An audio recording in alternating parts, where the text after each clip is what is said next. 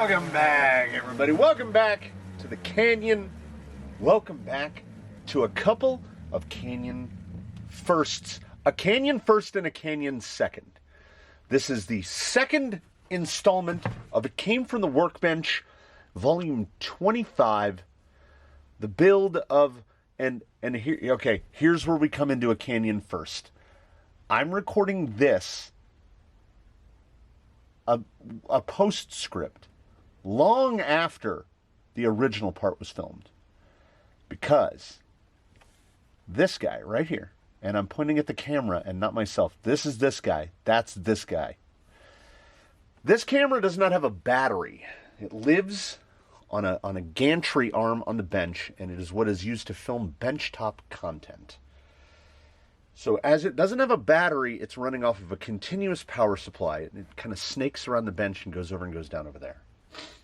During the filming of Volume 25, Episode 2, about 25 minutes into the video, I thought it wise. I said to myself, I'm going to reposition the camera so that it has a more top-down view.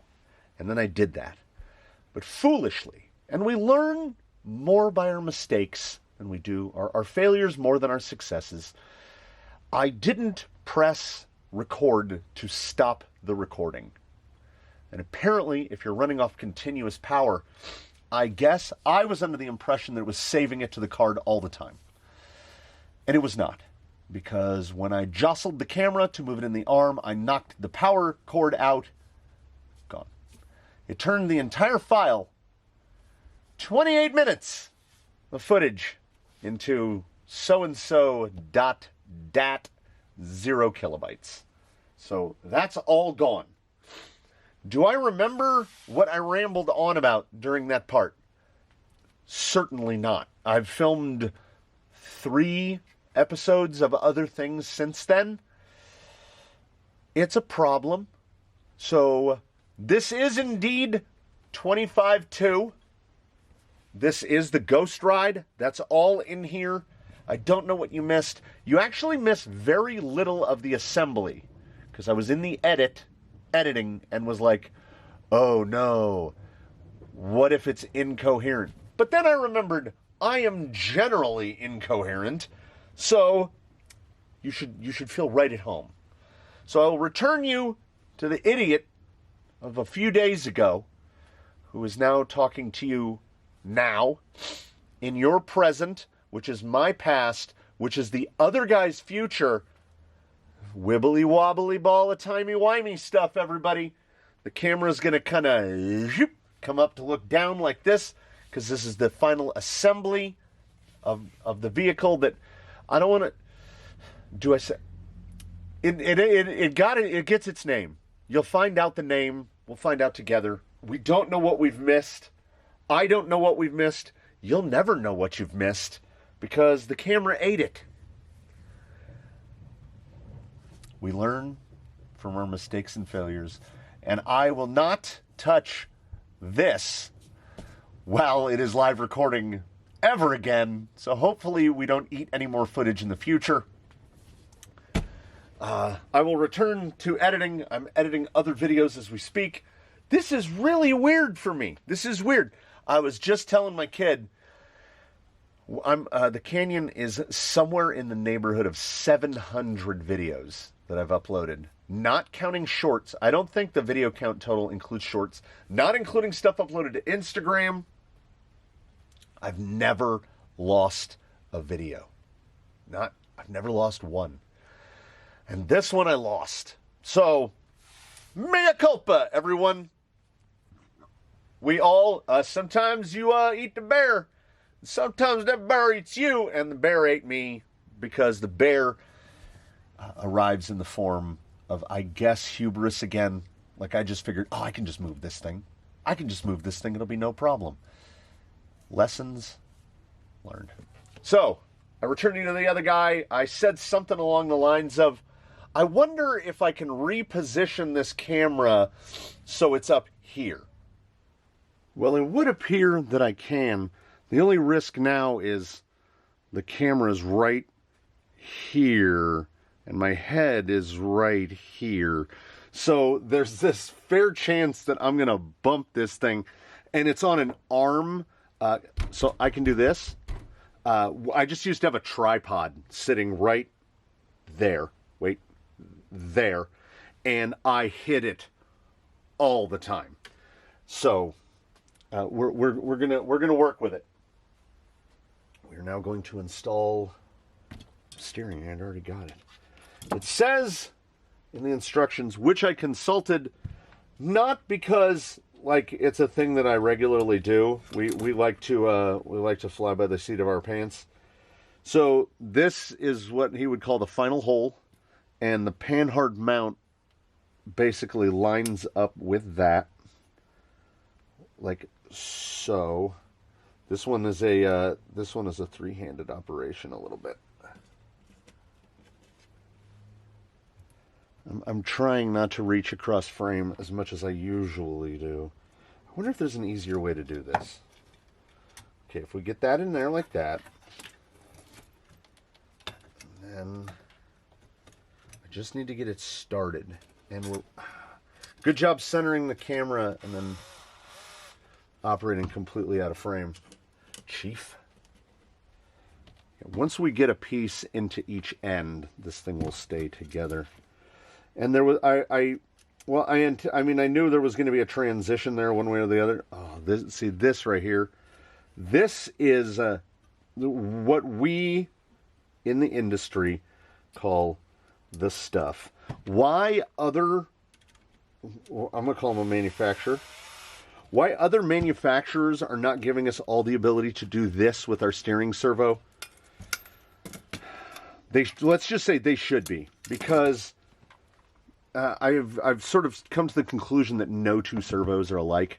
The SA75 that's going in here has a bit of a tall head. It's got a big gear train, and ooh, there's a close up. And the more powerful your servo gets, it tends to be the bigger the head is. When I speak of the head, we've got that line in the servo. How much of the servo is above the line? So this guy sticks out a ways. So I will most likely have to adjust him back, which is why there are multiple holes in the servo bracket so that we can get our panhard adjustment and our servo adjustment like exactly where we need it to be. And if you can believe it, we are already to the point where we start putting axles on. Is it easier than building a C-channel? Yeah, a little bit. Just a little bit. Oh, wait. Are we not? I skipped a whole step. Let's move this around. Luckily, we have one front upper. Installs with a 16. We are going to go center hole and ring to the front. You thought I forgot, didn't you? I mean, I can't say you'd be wrong. This is already, now we're at the point in the process where I get to use one of my favorite tools of all time ever. The Stahlwheel. Look how wafer thin. Egregiously expensive. I think right now, if you want to get a Stahlwheel Motor 10 in the ultimate hobby wrench, how is it not made for us? 5.5, 7mm. They're about $17, right? Which, you know, in the grand scheme of things isn't grotesquely expensive. But I would also like you to consider that they make this all the way up. Like, I think they have a 23-25, which is like this big, but still like wafer thin like this. The giant one, the one that I remember seeing was a 17-19, which would be pretty handy for working on a car. It costs 50 cents more than this one. That's how they get you. It's the opposite of my life experience with shoes. I have gigantic shoes for my gigantic feet. But I pay the same price for a pair of shoes as all the rest of you humans, normal humans.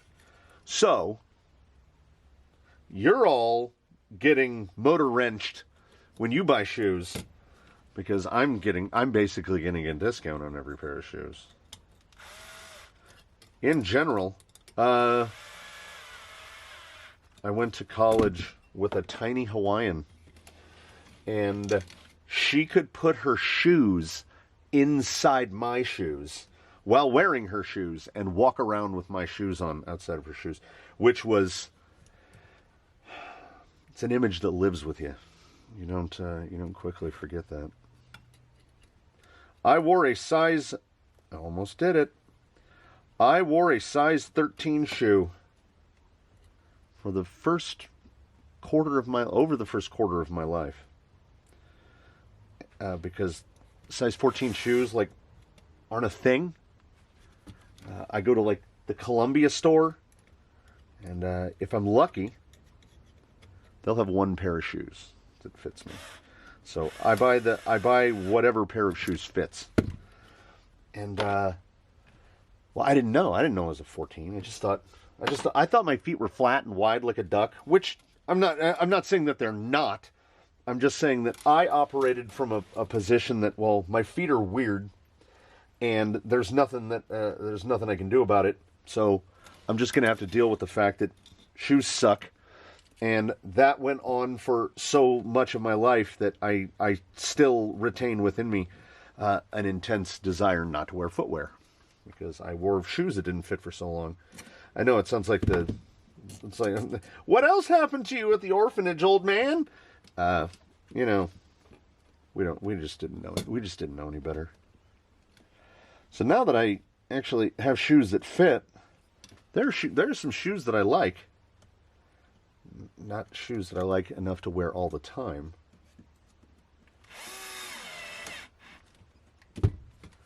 We are chugging along. Here's a plus point that I will give to Axial, right, which is the shock.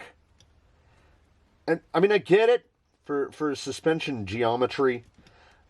Element does the same thing. I guess I'm yelling at Traxxas here. A soft yell with no real power behind it. When you have a link mount that is also the shock mount, I would say, actually, let's rescind that where I said I was going to yell at Traxxas.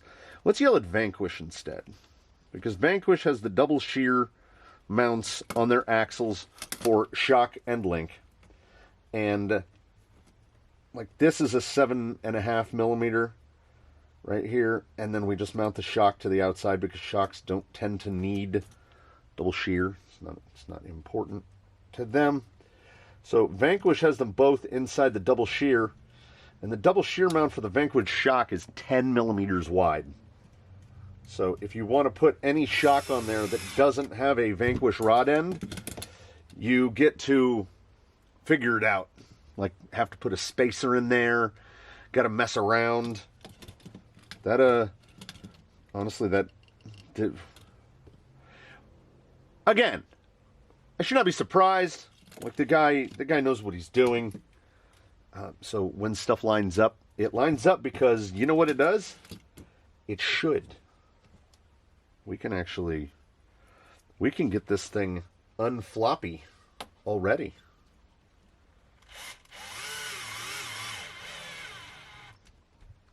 Oh, that was a snug one.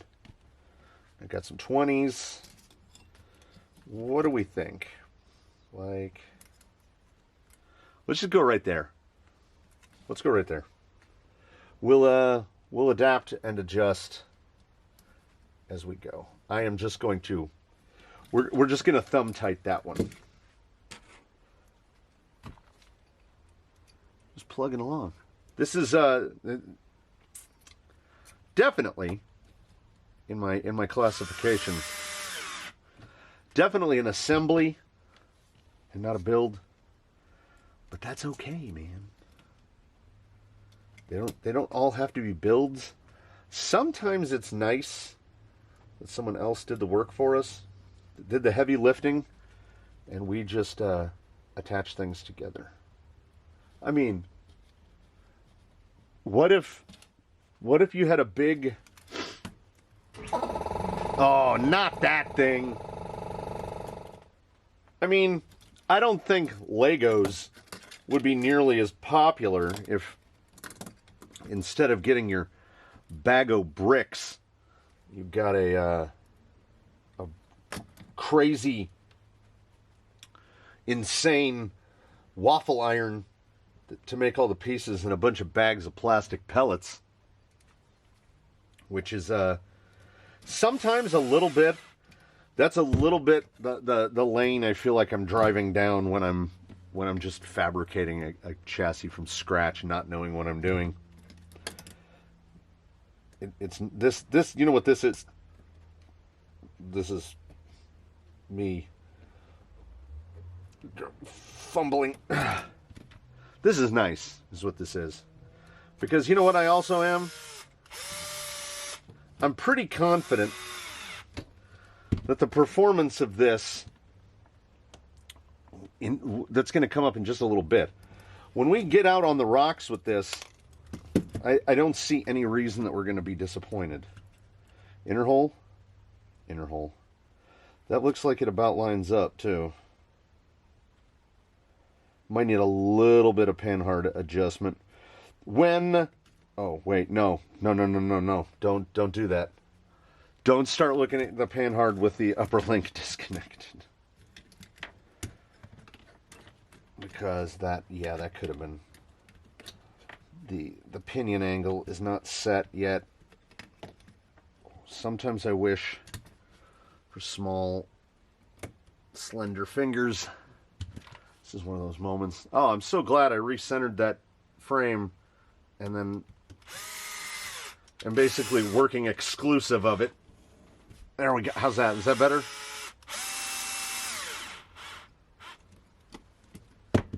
All right. So that should be right about there.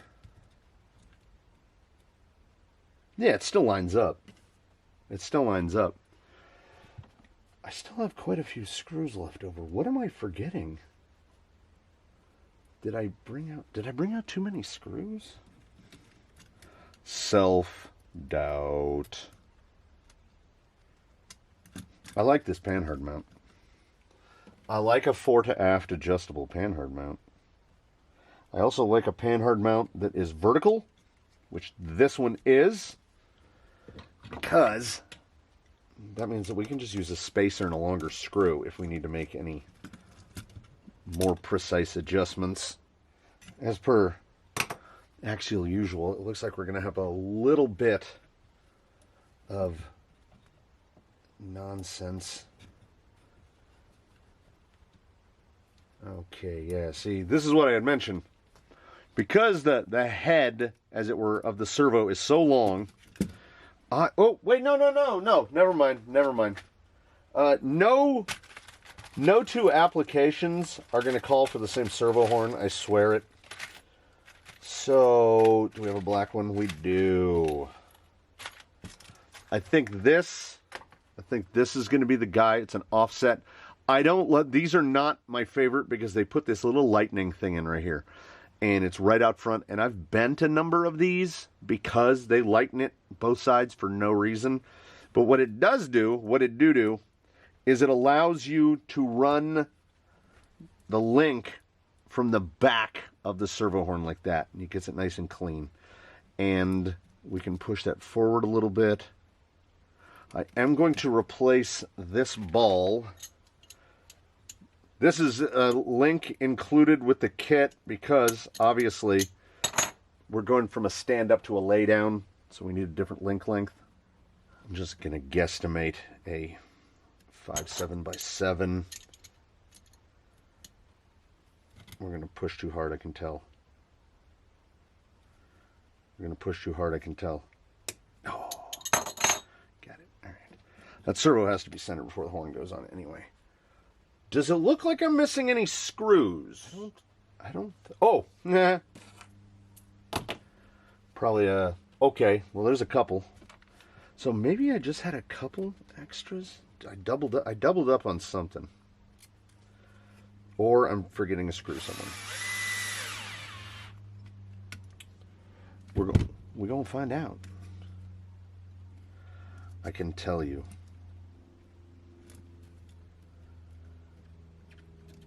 These spring rates.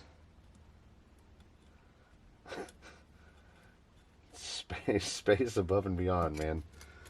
These are... Do they just think everybody's going to put a hard body on it? 2.3 pounds. Or has anyone put forward their guess mentally? Or you can just yell it into space. The universal here. Where do we think we're going to come out? RTR weight when we start. Where do we think we're going to end up? Honestly, did I pop the Zool out? No. So I cut it out. That's it. It's just rough cut, and it's gonna fit. It is gonna fit.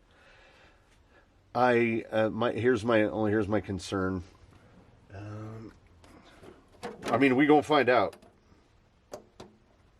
Oh, we're gonna get some rub under compression, but other than that, I think we're gonna be great. Look at this thing. Oh, it's definitely got the travel, but I think we'd all like it to sit just a hair lower, maybe. I am going to put the bumper mount on last because I got to deal with the whole servo thing. And now we do indeed need to put in. We're going to double the weight here. It's got the nice the holes just like factory. It actually uses the factory screws. Okay, all right. That did drop down a little bit.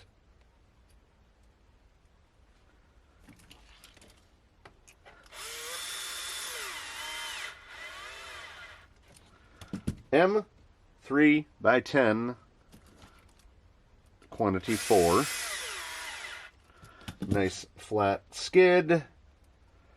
We are almost ready to mount the electronics. Right as soon it mentions, I should point this out, it mentions in the instructions you might need to shorten the front drive shaft. So here's what I think I'm going to do. Boy, that is so high up. I mean, I can go to the uppermost hole and it might bring it down a little. I just think 2.3 pounds it's too much. We're going to run it. That does look better. It does look better in the front. I am going to fit the drive shafts. Then I will clean the parts, mount the electronics. And by electronics, I mean the receiver and the switch. Throw some zip ties on the wires to get some stuff out of the way. But first, we'll see if we are indeed in the case where the drive shaft needs to be shortened. I just built them like this. Full disclosure, I didn't even look to see if it's like supposed to be a short one and a long one, or a short one and a medium one. I do know that Element does a much better job of having the ends stay on, but compliment sandwich. I like that with the axial.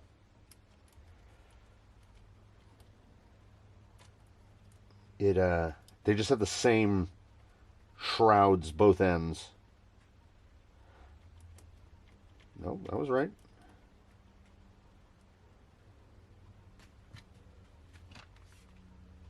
I think we only used a 2mm to put the whole thing together. So maybe I just, maybe I didn't follow the rules.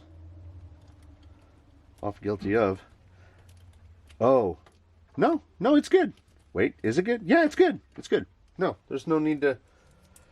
In my instance, there's no need to Change the length of it. Unless the rear is too long, and that would mean that I have the pieces mixed up, and then I will cut away because I don't know what I'm doing.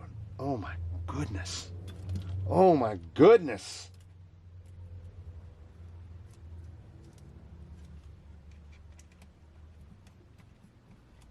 Get in there.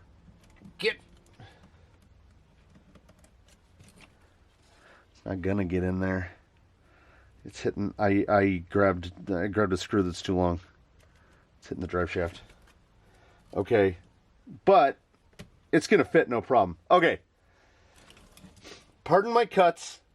After 5 minutes after I said I don't like to make too many cuts, I'm gonna get the drive shafts bolted on because I'm just gonna keep fumbling and parts are gonna keep falling off. I've got it's supposed to be a 16 and it looks like I grabbed an 18, so it's just hanging over to where the drive shaft is.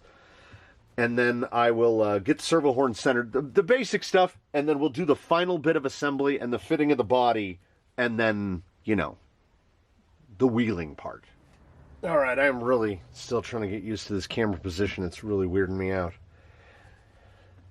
I got a bunch of stuff, like I forgot to put the battery strap through the thing when I put it together, so I had to take that side off and put the battery strap on. Getting this particular servo to work with the horn that I wanted was tough. Very fast. We get full crush. That's actually like it's this link hitting, so drag links hitting tie rod, but at full compression, not a problem there. Full compression, not a problem there. It has minimum, like the bare minimum of bump steer. I did not measure, but I figure these two links must be really close. Like, you could optimize, and that says nothing about axial or Zoku and everything about the servo, because if the output on where the splines come out is 1 or 2 millimeters one way or the other, it's going to change the lengths of all those links in the front. Pinion angles look good at neutral. When he designed this chassis and built the thing for base camp, I'm pretty sure the builder's kit wasn't out. So it's dig that's getting up in us. That screw right there is basically touching the drive shaft. Now, I could source a better screw. I want to say I put in a 15, an axial 15. A 14 would pull it back a millimeter, and then it wouldn't be a problem. The other way to do it would be remove the drive shaft and put the button head in from the inside, so that's really not, or put a thinner hollow ball in it. I don't really know why they have angled ones up here at the front. I can see the use of them in the back, but in the front, they could just be straight links and it wouldn't be a problem. It actually kind of puts the link up a little over too far. And then, I went through all the usual stuff. I calibrated it with it not reversed so that it had 100% reverse and 50% forward. And it reversed the motor, then recalibrated, and then it was backwards. Had to reverse the motor back to conventional clockwise, I think is standard. Everything mounts really nice because of the point that I think people would have as a negative to the LCXU, to this particular gearbox, which is the motor is up fair high. It's up pretty high. There's a big, it's up a ways, right? But it works out because I just shoved all the wires under the motor and then zip tied them. So it's pretty clean. Then we, of course, out of frame, I mounted these so it'd be done. 10s, 8s, and it really, like we are close to the edit up there in the front, right there. The kit does come with the Traxxas 8115 because he has printed mounts to fit the Traxxas, which is nice. They're square, they don't flop around on you. And I think that we can get them to work. I'm going to have to cut them down to effectively nothing. We'll put that one all the way down like that, and then we'll set this one in the front and see where it puts the snoot height at. Because, that's way too high. what I noticed was the length of the Zool is pretty much the exact length of the chassis, like exactly. So they're the same length. So this much too long for this guy. So we're going to have to cut that front down a good bit. And before I do that, I am going to dig through my bins because I'm 99% sure I've already got some Traxxas mounts that are cut down. The rear, like that is fortuitous for us. So what I'm going to do is basically just set it up evenly butted up with the back like that. I might even come in a little. Well, no. I'm going to, okay. This is how we're going to mount it. Because the skids don't take into account a body this thin, if we had any other body, it would just, like if we had a, where's that cab? Like you could just drop, most any old cab would just, I mean, come on. Right? Like it fell on. So rocking a cab on this, no problem, but we are committed to Zool. There is no Dana, there is only Zool. So we're going to get this Zool on here. And if the Zool had more beef in the front, I would try the same, like use this mount bit in the front. I might end up going to just a bar in the front. Because, like, with it sitting right there, I think that's good. I think that's pretty good right there. And then I don't have to cut anything. I think it's going to fit. Now, the question is, okay, before I dig for the body mounts, what we really should do is throw some tires on here. Because, let's say for the sake of arguments, that the body sits just right there, but the fenders are too far forward. I'm also curious as to width. This is just a standard offset, no wide offset, nothing. And again, those AR-45s with the, like I could easily, because these hexes are so skinny, I could easily go to an 8 or a 10 millimeter hex and not have to worry about any threads sticking out. And I want to do that anyway because, as I mentioned in the last one, I really don't like those hexes. They're like the cheapest thing that they could include, really. It honestly, it's also, okay, it's sitting higher than I would like, but it's not sitting grossly higher than I would like. So you know what? I'm not saying that he didn't think it out. It feels a little underdamped. I don't know yet. We're not in that territory yet. There it is. Baby's first steps with no fanfare.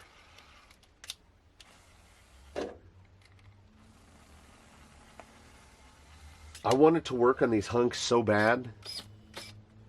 Any interferences? No. We're well. Watch that spring. Ow, ow, ow.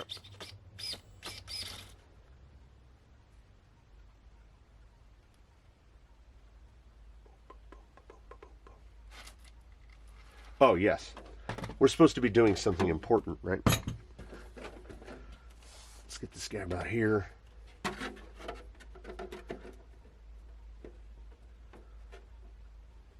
I mean, it's a beautiful thing. I don't want to have to cut. I don't want to have to cut this chassis. But realistically, because we have made the there is no Dana, there is only Zool commitment, that's perfect in the back, right there. It needs to sit right there. And you can see it's got the plastic grill. I can't notch it. Yeah. See, because it would be there. Sacrifices for vanity. That sacrifice being, I turned up the BEC.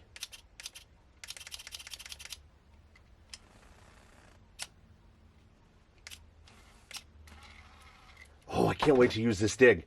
All right. I have got to just, I think it's 70 mil. I've got a source of spacer. I've got to take this over to the Dremel and lop this little boaty. Woo! Whoa, mama. Hello. Oh. Man, I'm excited. Oh, okay. What are our guesses? What are our guesses? I'm going to go over there and I'm going to cut 1 gram off of it.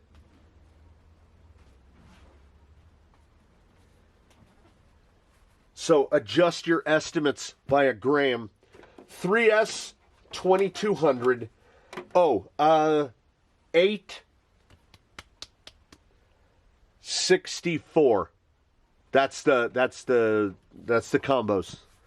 Wheels, tires, rims, as outfitted, 864 grams.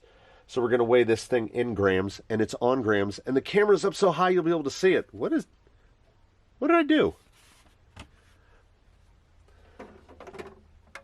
Where are we at?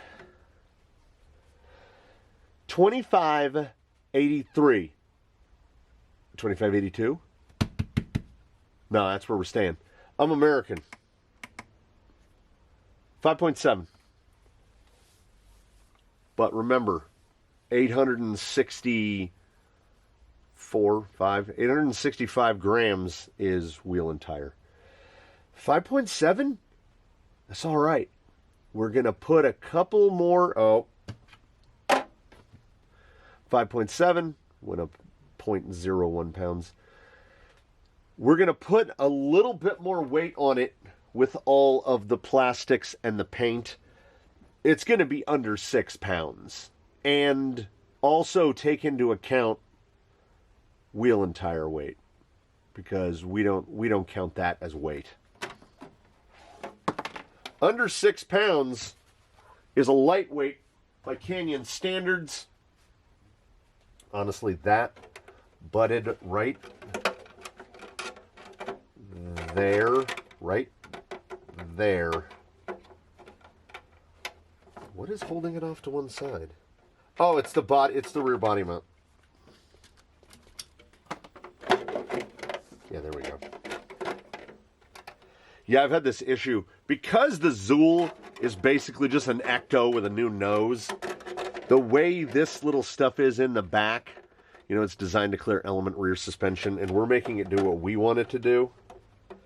I think if I just shave off to the back of the front hole, the body will sit just like that on the chassis, and we should have no issues. Oh, I thought I had those endpoints in, but we got a little. Whoo, man! Is the SA75 fast?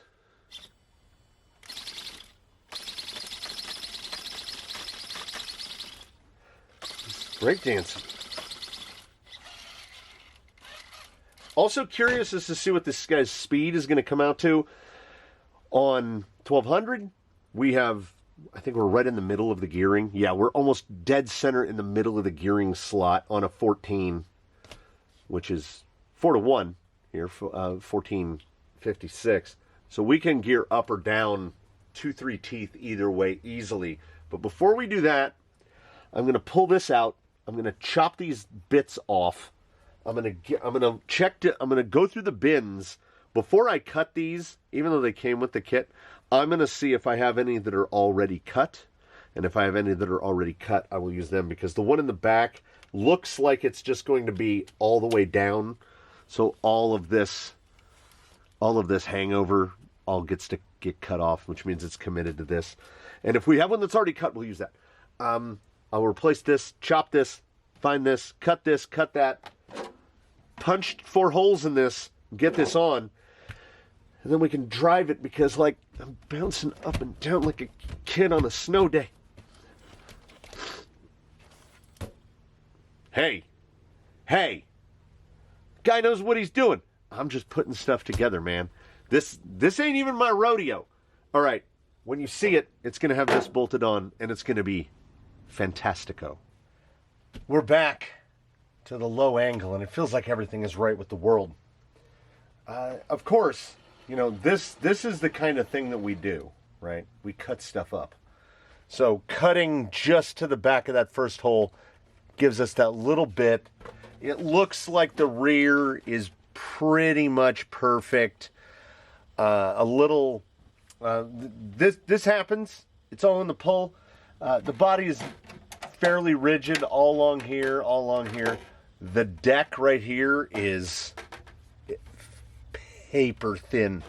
So these holes went through ragged, which is crazy because they wanted the holes right there and they would have gone through ragged.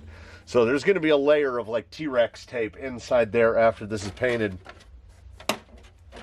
I think it looks I think it looks brilliant. Oh my god, there's so many mosquitoes in here. I almost got that one. Everything just fits. Like the side skirt it's right there. It's good. It's real good.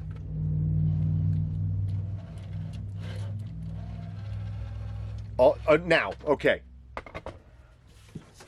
Can we see link angle there? Yeah. This should be sitting like there. So these are, as I've said, axial yellow, 2.3 pounds. We need 1.7, 1.5. Let's get that line off of there. Now, I guess what we'll do, we'll just kind of, we'll like we're running it through a quick view, the usual suspects. My only worry is the hunks. We've not yet found anything in the canyon that loves a hunk, but we have definitely not built a Zoku base camp with a Zool on it, a Zobazu, and now we have. And oh, I never even measured. What did we land on? 235. So he's a little skinny. I'd like to see 240, 250 range. He's going to have a ton of travel, and he's oversprung. Oversprung and potentially underdamped. Now, if you were going to trail this, he's probably pretty close to where you want to be right now. There's only, I don't know. You've got to be ready. You've got to be almost as ready as I am because we've been at this for a minute. And I love the look of these tires with this body. And I want them to work so bad. But if they don't, we will accept those realities and we'll move on from it.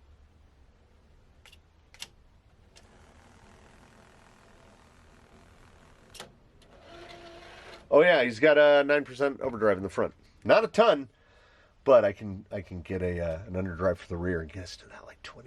It will be. Well, we'll see. We'll see what and no geometry tuning, no suspension tuning of any kind.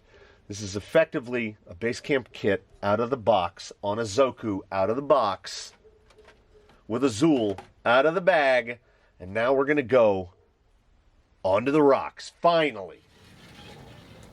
Based purely on the experience of driving out here, we are oversprung and underdamped, or as they would say, and by they, I mean I, the we and the us. It is both too soft and too hard at the same time. I turtle rolled it driving out of the shed, and that is the initial test. Like, how are the ends loading and unloading, and too much. Now, compliance is not generally going to harm forward drive. Oh, there's some lift. I will not be surprised if this thing just peg legs.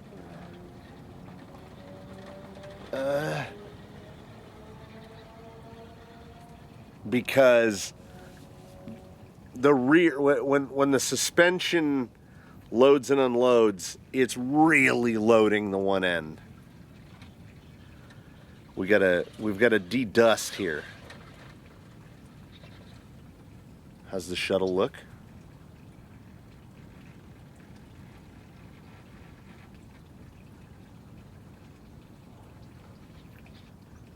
Just shuttle out. No!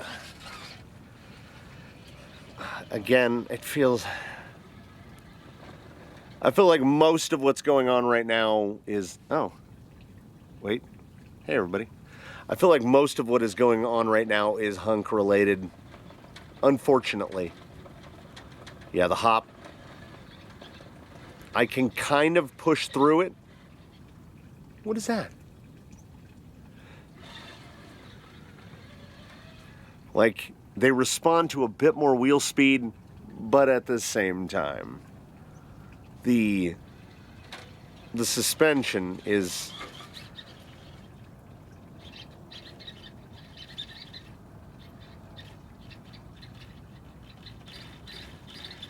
I keep brushing the wheel, and I hear, thought it was like a squirrel. Okay, this is better. Nice.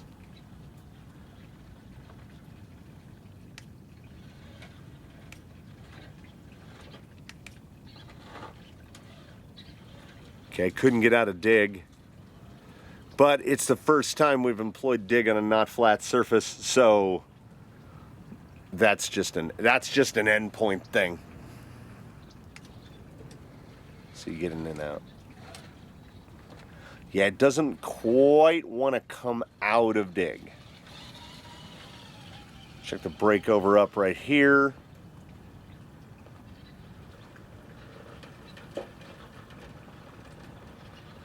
It's just... The servo is freaking me out. It's just not quite the drive profile that I want. Okay, that time I didn't get any engagement on dig and a little slow on the disengagement. Getting that dig tuned because it's using so little servo throw, it's going to be a little finicky at first. Of course, I don't know if I'm going to be able to replicate what the dig is doing well on camera. Fine there. There it goes. Okay. Right now, the dig is stuck. Right? I have my dig on momentary, so I should not be able to lock my dig on. Here, setting the radio, here is what is happening. So right now, I'm in that position. I had to move it again. I'm in that position where the dig is locked. So if I try to go forward, you can see dig is still engaged. Watch, as soon as I take any load,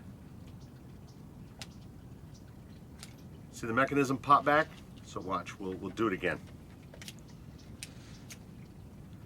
What happens is, and I can't pick it up to show you because as soon as I unload it, it will go free.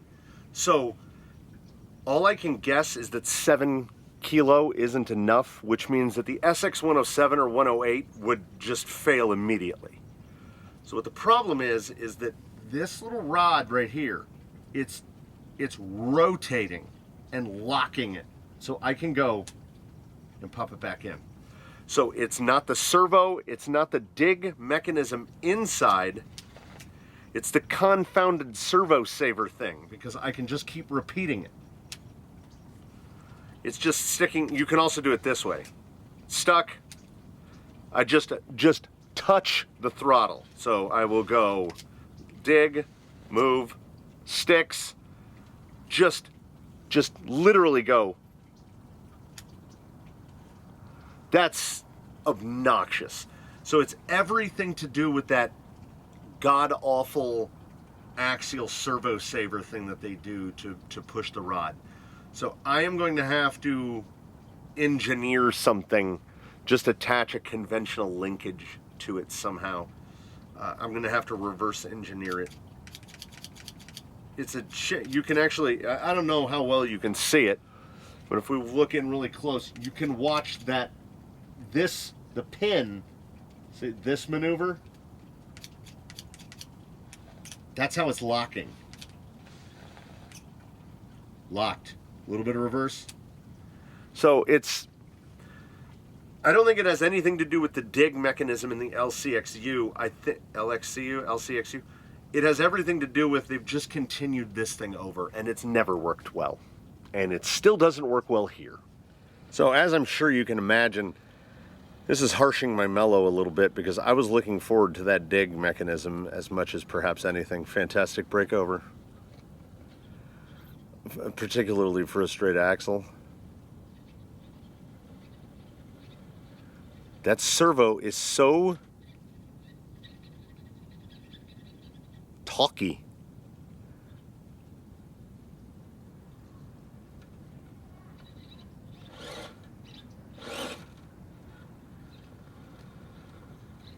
Do you see what I mean about the hunks? They're like, they are right there. They are so very almost. This is Canyon Softs front and rear. I don't feel like they're too soft. I also don't feel like they're too firm. They seem to be behaving pretty well. Little scrabble there. It's traction hopping a lot less than it was just like a minute ago. So I have no explanation for that. Steering feels good. Stability feels really good considering how skinny this boy is. My first instinct would be put +10s on it and just go 20 millimeters wider, which would be a little wider than I want. So maybe just a hub, go up to like a 14 millimeter hub.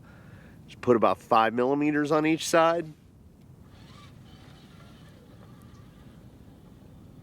A little bit of a leg lifter, but I think that's just the suspension. And by that I mean the shocks, which are working really smoothly.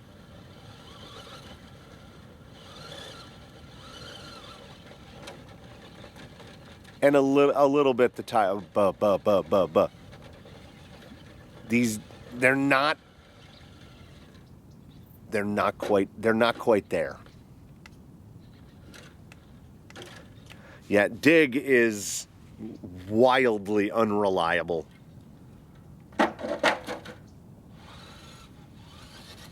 It landed with the dig stuck. I think I can't even get dig to it. There it goes.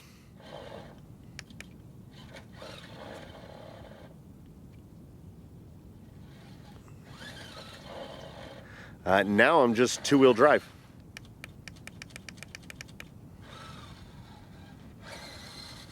Yeah, that roll.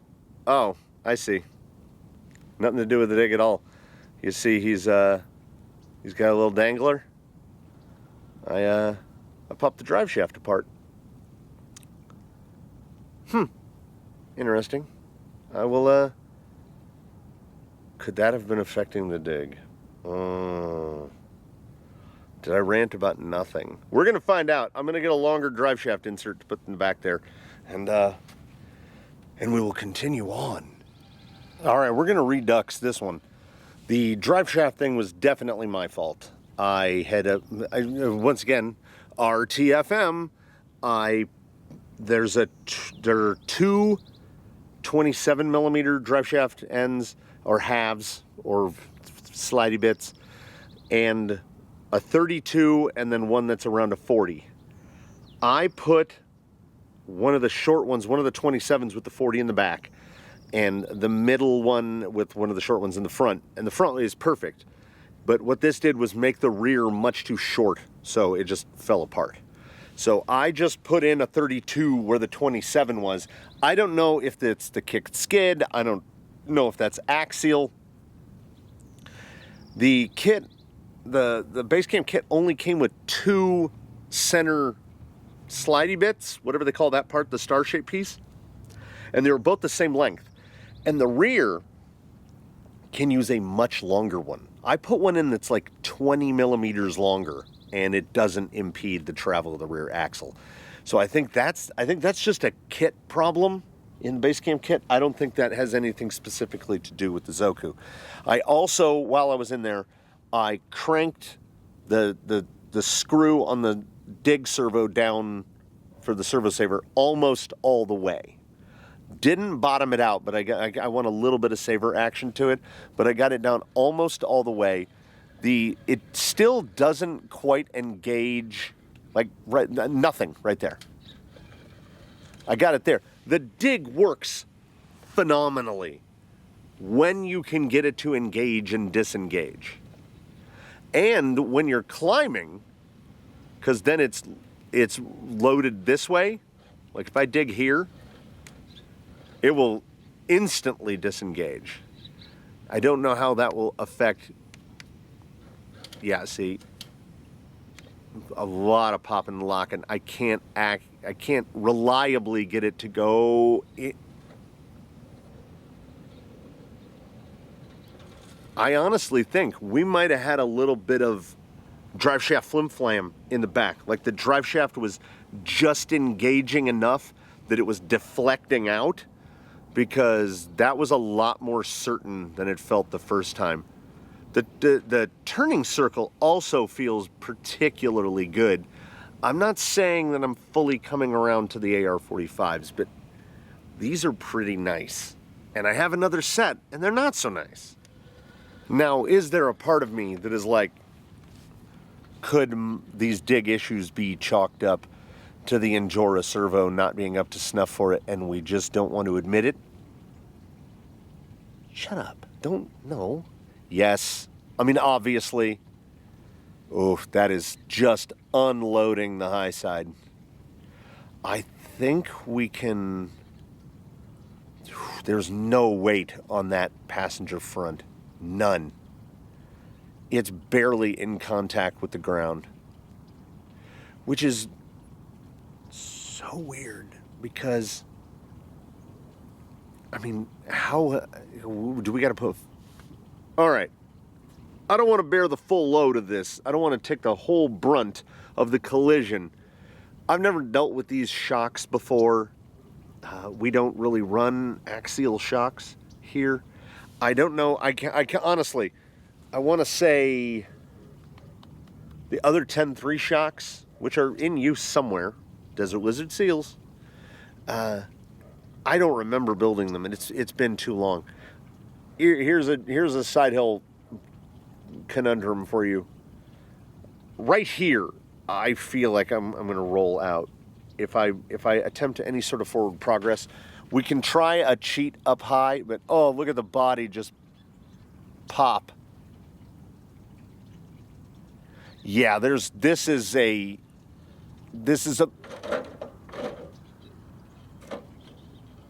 vote of no confidence. I'm looking past the problems that we're having, teething issues, if you will, because the chassis and the axles and the gearbox, because I still believe the dig is really good. The dig actuation, because of that horn and or the servo, is something less than desirable. It will be addressed. I think the body fitment is great. I think the wheels look amazing. I think the tires have these occasional glimmers of brilliance. And because I think that also, from this range, and we're pretty far over there, I never took a caliper to them. Are these shocks longer than 90? Are they that axial nonsense where they're like 96 or 98s? Could a lot of this vehicle's issues be solved by just putting some 90 millimeter shocks on it? Because rather than rebuild these, refill these, respring these, do all that, we're just going to take them off. We're going to dig into the bin that is full of GTS. We're going to spring them where we think they should be sprung. Drop a set of GTS with some springs on here and go from there. Because if we transfer over... I don't have a problem with these shocks or these springs. I have a problem with these shocks and these springs on this vehicle. I don't think they work. This is very similar to how the Vanquish Phoenix straight axle comes with 90s, and the first thing I do is put 80s or 85s on it, and it's better. And the Phoenix Portal comes on 80s, and I put 85s on it, 2660s or Dravtex, and it gets significantly better. So this may just be another one of those instances where the shock just isn't, it's just not happy. We'll take a little evening interstitial here. You can see the sun's getting low. We'll get right about here. Boop.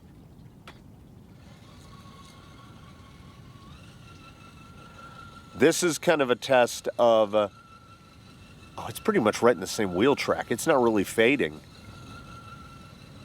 It's not a world beater for turning circle. It's pretty good. I'd say sub 6 foot, but you know, I'm spoiled by element axles with caster flips.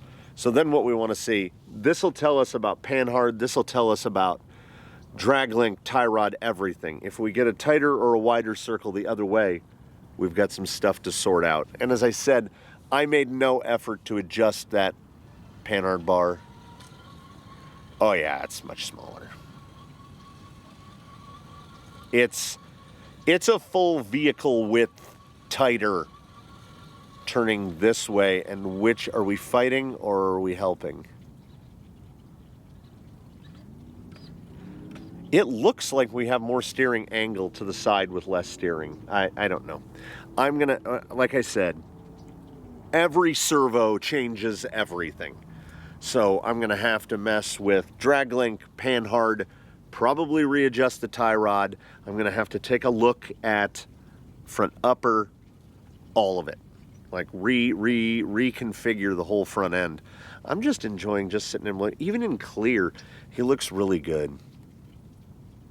You're all gonna have to tell me what color, like green with the copper or bronze or whatever they're calling that. Green might be nice. Ah. I hope the mic picked that up and that I don't sound like a lunatic. To the beast. I did a dig turn so as not to hit the tripod, and I got a successful engagement and disengagement, and it felt really nice because it actually worked for me. Yeah, this has sort of become an unofficial standard here, the ability to pull this without taking the shuttle, because we know it can be done. Oh, the hunks are... This is my word of the week. I think this is the official word of this week, is infuriating, in that they're so close to working. I am not going to change them. I'm not going to change them yet, because we have a lot of other things that I think need addressed. I think the shock situation is suboptimal. I think they're potentially... Nope, that's going to overload. I think they are potentially too long, because the ride height that this thing sits at, even with those springs, seems too high. With the amount that they're laid down, they should be working a treat. So I think perhaps even more than the rate, I think this is an issue of damper length. The hunks are acting really maneuverable right here. You see that passenger rear is stuck under that lip, shadow lip. I don't think I can. Get over. You know what there is at this time of day, though? Oh. Shout out to the chassis geometry, because I can really catch it when this thing is getting out of shape. There's so much that's working, and I think this is a 90-10 situation. I think 90% of it is already there by the design of the chassis and the way everything is working together. But that last 10, we are going to have to pursue. How much hop are we going to get into? Whoop. This thing has not once not landed wheels, which gives me hope for the CG. I figured there's no point in getting anything other than just a raw weight because there are going to be some changes. Rear link position to help, well, shocks for sure. Rear link position to help try to combat that nose lift. I don't know how much of the hop is the tire and how much of the hop right now is the too hard and too soft at the same time situation. I don't think we can... Ooh, I'm now increasingly curious to see the bump on this. With the height that we've got going, yeah. The breakover with that flat belly is strong. It is, as has been said, infuriating. So with no front porch and a pretty good breakover, oh, yeah, oh. The noises of that servo are still, it still sounds like some sort of tree dweller.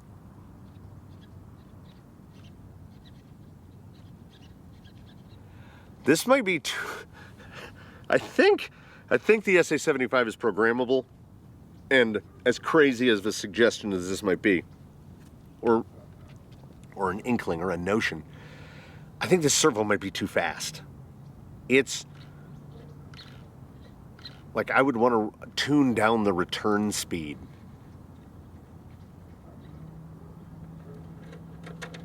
It's definitely strong enough. It's not, and again, this is definitely not, could not be categorized as glimmers. This thing is really promising. I feel it. I do. I am a sucker for compliance. But we may have passed a point of diminishing returns with the way the suspension is currently set up. That was the best forward drive that I've seen right there, but I don't know if you can tell how well the pictures translate this. There's zero weight on the front axle. It's all transferred to the back, and it's holding, but what if we, yeah. Any amount of input. Catchable. So I'm chalking that up to the chassis, how predictable it is. Like I know what's going to happen before it happens.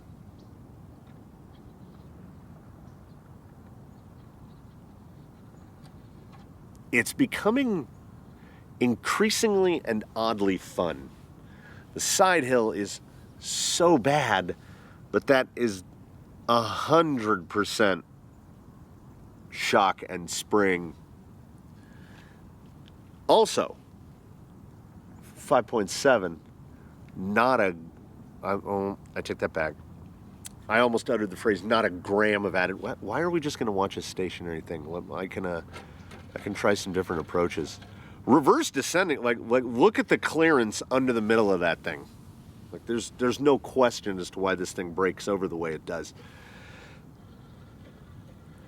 I almost said not a gram of added weight, but I had forgotten about the diff covers. So we've got 60 grams on the axles, 2 ounces of added weight, which means that take off 2 ounces. Wow, yeah. We were at 5.7. Would have been just under 5.6. This thing would be pretty light with a body, with a full body. Cab would take off another 2 ounces. Yeah, you could get one of these surprisingly light. And the gearbox is a big, beefy boy.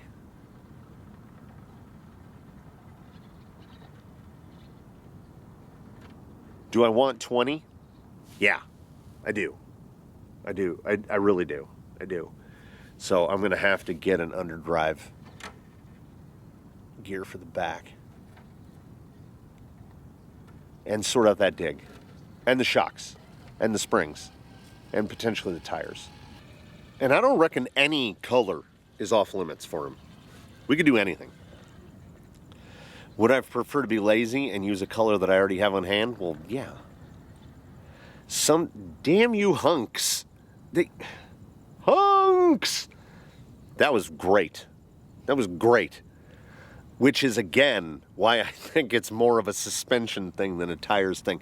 I think the hunks are over there going, sir, we're trying as hard as we can. We're doing our absolute best.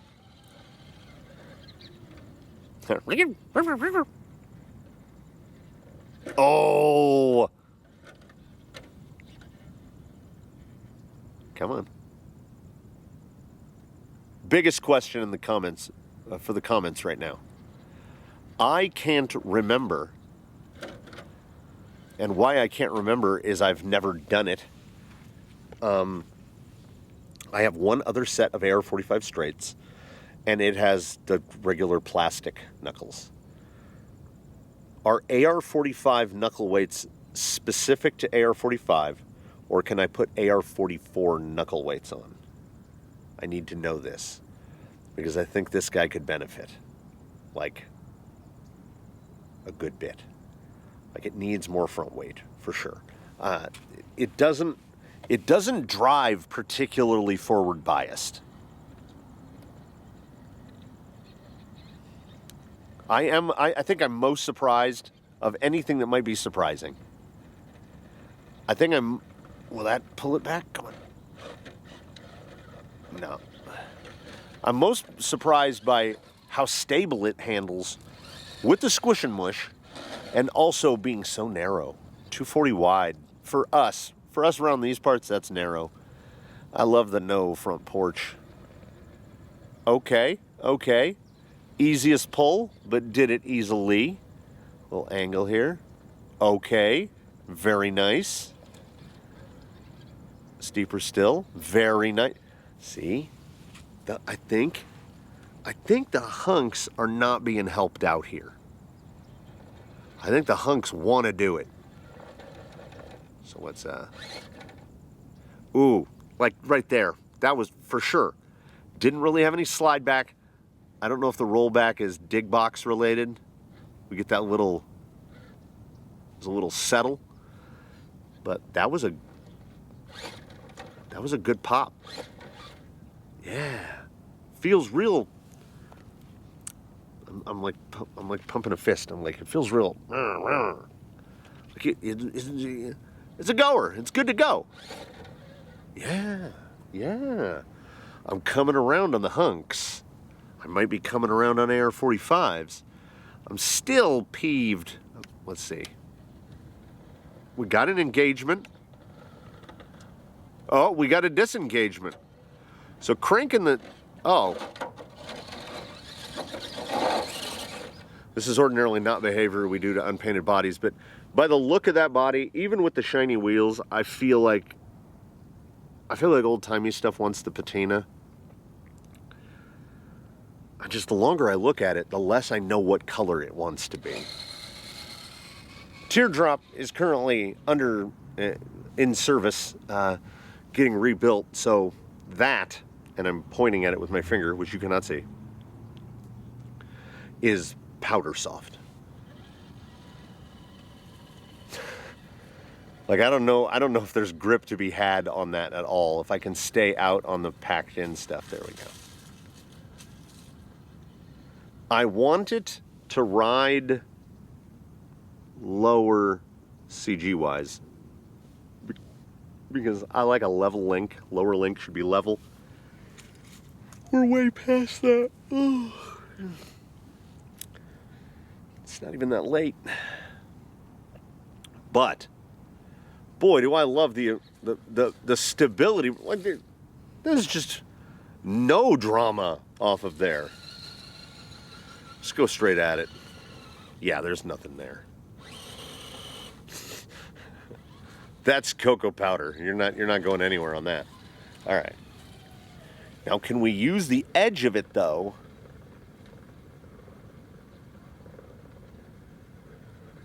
Come on.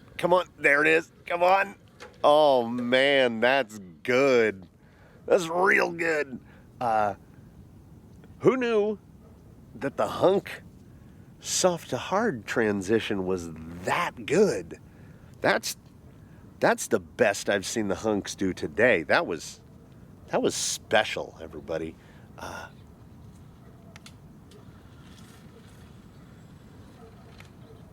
Hey, the dig disengaged. That was a fairly clean dig. A little slow on the lock, but just a nice smooth disengagement. I don't know. Maybe just get the endpoints set just so, and just crank that horn down, like just take the spring off and just use the horn with the slidey bit. I don't know. I don't want to burn the servo up, but I also want my dig to work. So the way I figure it is we might as well just lean into the pattern that I'm following. Yeah, the hunks are genuinely feeling better to me. Oh, you're at state. Like, whatever traction score I would have given them if we were reviewing hunks right now and not just faffing about, they would have picked up a little bit of a point. Go bean side again. Just too much push there, but it's not the tire. I can feel that suspension unloading on me. All that hop. I don't think any of that hop is the tire.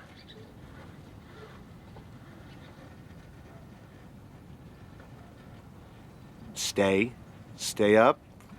Right there. So good. The hunk is right there. Right there. And yes, an enormous part of me just wants it to work and is almost on a level willing it to work. Yeah, I mean, we're here, right? When in Rome. Rainbow! This proves nothing other than satisfying my own curiosity. Have we ever driven a hunk in the wet? I don't know if we have. But it's green. Went at it a little spicy. It's so... Savable's not a word. I'm not salvaging it. You can bring this, that you can go to the very edge. Is the hunk the J-Concepts VXT2? I am not noticing less traction. I am noticing a surplus of traction. Did we right here in these our final minutes of episode 2 of It Came From the Workbench, Volume 25, The Chronicles of Zobazu? Are we incidentally learning something here? Look at that lean that it gets when it comes up to the top. Is the hunk... No, I can't say the first tire. Is the hunk the first J-Concepts tire that actually somehow grips better when wet than when dry? Because... Oh no, it absolutely does. It absolutely does. It's got like 15-20% more traction when wet than when dry. That doesn't make sense. I want to make sense of it, but it doesn't make it. Just... Okay, no.